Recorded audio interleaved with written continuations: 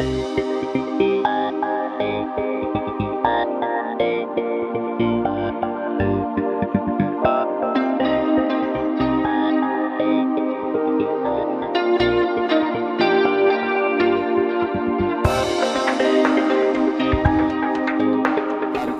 when one has a great luminary from sport, and in a business context, you try and make a sort of tenuous link between sport and leadership.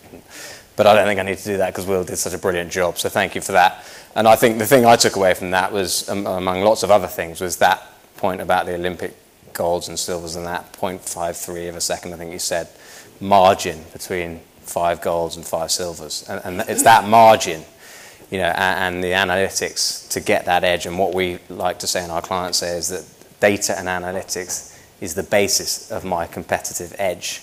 That applies to sport, to all sorts of industries and the businesses in which we work. So really, really useful and insightful. Thank you very much. And I think we'll be around later on for a little bit of mingling in the break. So thank you in advance for that. So with that, let me introduce our next speaker, Rebecca Sinnatt, who runs our channel for Software Group in UK and Ireland, and she's going to cover more about breaking ground and leadership. So thank you, Rebecca.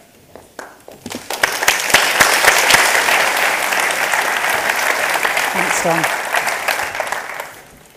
Thank you, Don, for that introduction. I'm delighted to be here today. I'm delighted to have so many of you here today. And I'm also delighted to have 15 minutes to share some thoughts with you.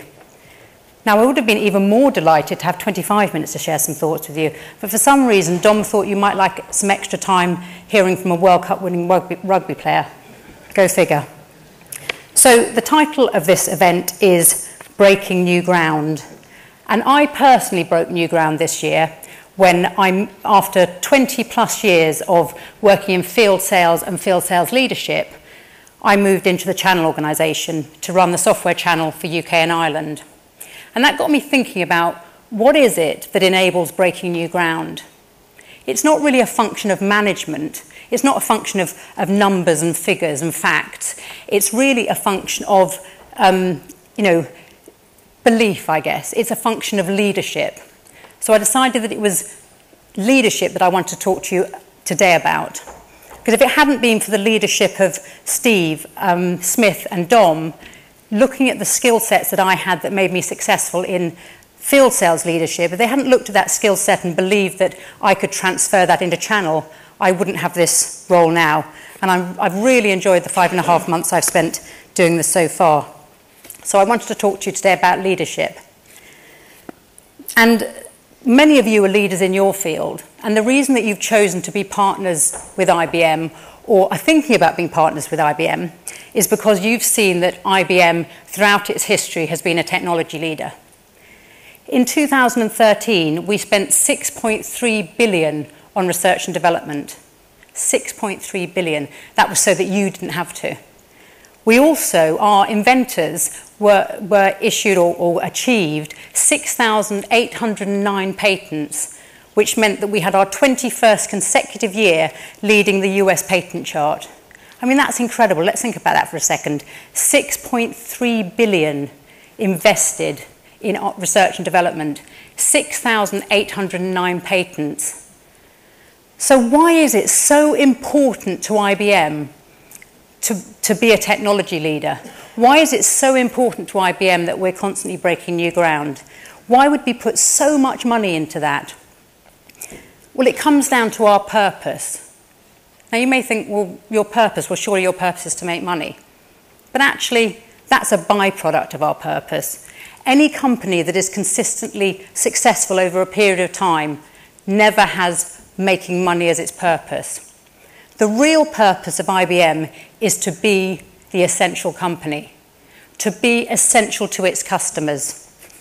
And we believe that by constantly breaking new ground and by really investing in research and development and really investing in being a technology leader, that enables us to be essential to our customers. And that takes real leadership.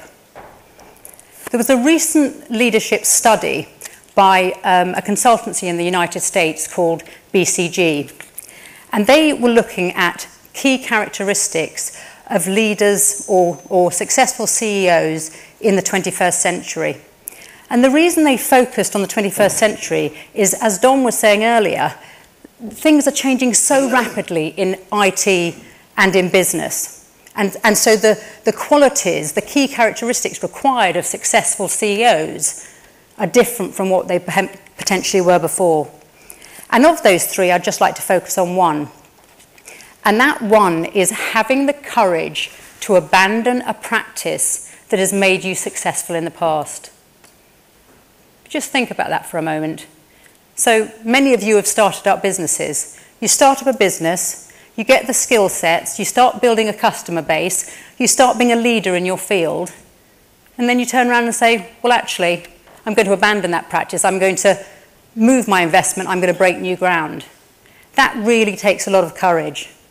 And IBM's whole history can be seen as a sequence of events where CEOs have had exactly that courage. We don't sell typewriters anymore. We don't sell PCs anymore. We were synonymous with PCs. And we've also made some recent divestments. And the reason we've done that is so that we have the money and the resources to invest in breaking new ground, in starting new technological movements.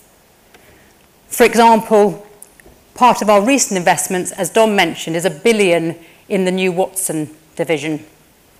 Now, Watson, for me, personally, is the most exciting example of breaking new ground that IBM has done in all the time I've been with it. And I think what excites me most about it is that it absolutely sits squarely in our values.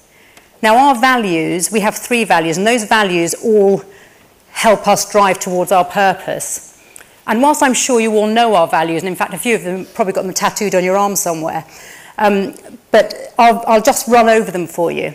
So they are dedication to every client's success, they are trust and personal responsibility in all our relationships, and they are innovation that matters for IBM and for the world. And that's, for me, where Watson sits squarely. It's innovation that matters for IBM and for the world.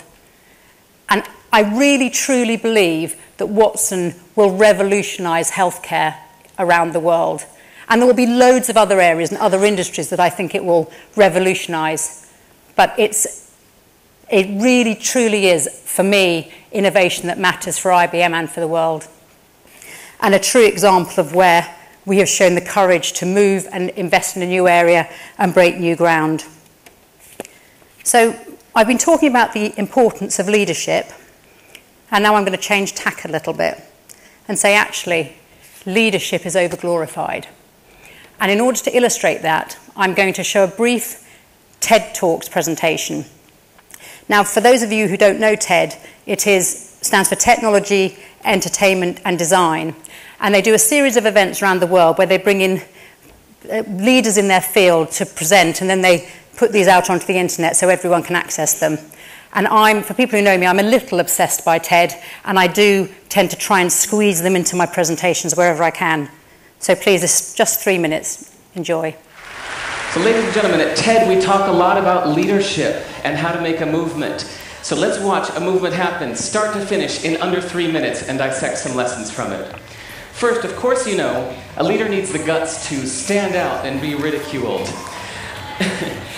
But what he's doing is so easy to follow. So here's his first follower with a crucial role. He's going to show everyone else how to follow. Now notice that the leader embraces him as an equal. So now it's not about the leader anymore, it's about them, plural. Now there he is calling to his friends. Now if you notice that the first follower is actually an underestimated form of leadership in itself. It takes guts to stand out like that. The first follower is what transforms a lone nut into a leader.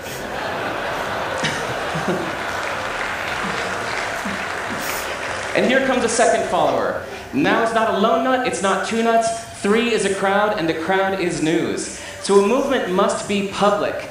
It's important to show not just the leader, but the followers, because you find that new followers emulate the followers, not the leader. Now here come 2 more people, and immediately after, 3 more people. Now we've got momentum. This is the tipping point. Now we've got a movement. So, notice that as more people join in, it's less risky. So those that were sitting on the fence before now have no reason not to. They won't stand out, They won't be ridiculed, but they will be part of the in crowd if they hurry. So, over the next minute, you'll see all of the those that prefer to stick with the crowd, because eventually they would be ridiculed for not joining in. And that's how you make a movement. But let's recap some lessons from this.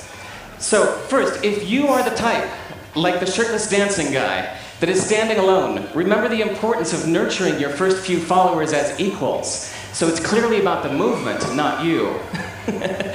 Okay, but we might have missed the real lesson here. The biggest lesson, if you noticed, did you catch it? Is that leadership is over-glorified. That yes, it was the shirtless guy who was first, and he'll get all the credit, but it was really the first follower that transformed the lone nut into a leader. So as we're told that we should all be leaders, that would be really ineffective. If you really care about starting a movement, have the courage to follow and show others how to follow. And when you find a lone nut doing something great, have the guts to be the first one to stand up and join in. And what a perfect place to do that, TED. Thanks. So, as Derek Sivers just said, leadership is over-glorified.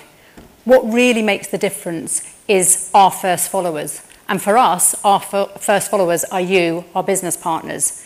You are absolutely essential to our success. You are essential to us when we're breaking new ground, be it with Watson or whether it's with CAMS, cloud analytics, mobile, social and security. It's absolutely critical that we have a strong, thriving ecosystem of highly skilled partners. And so my vision for my role as the software channel leader for UK and Ireland is to ensure that all of my team and the whole of Software Group truly understand how important you are to us, that they truly embrace you as equals and work with you collaboratively to move forward and drive success for our partners, to get us to a position or to continue to grow our position of being essential to our customers. I want my team to get up every day and work to understand what drives your success and to help you drive that success in your businesses. Because I want you to find that IBM or feel that IBM is essential to you as you are to us. Thank you.